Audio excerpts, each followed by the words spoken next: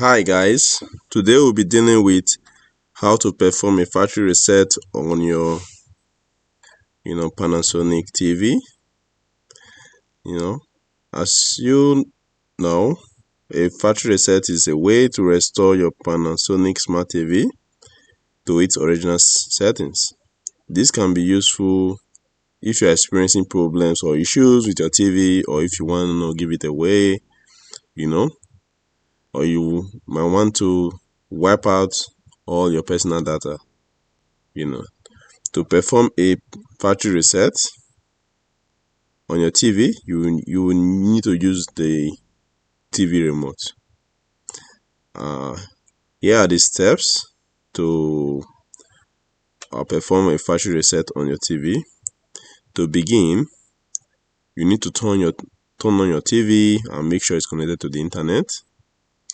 Next, you press the menu button on your remote control and use your arrow button on the remote. Use it to go to the setup menu. Next, you select settings or systems and then select factory defaults. You will see a message asking you to confirm if you would like to proceed with a factory reset. So you just need to select yes, and your TV will restart and the factory reset process will start. Once this process is completed, your TV will be resetted and restored to its original settings.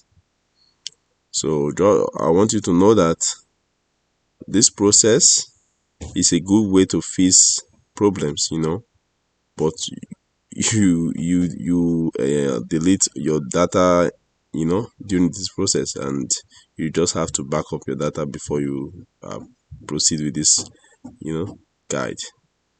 So it's important to remember that all your settings will be erased, and you need to have a backup plan before you start this process.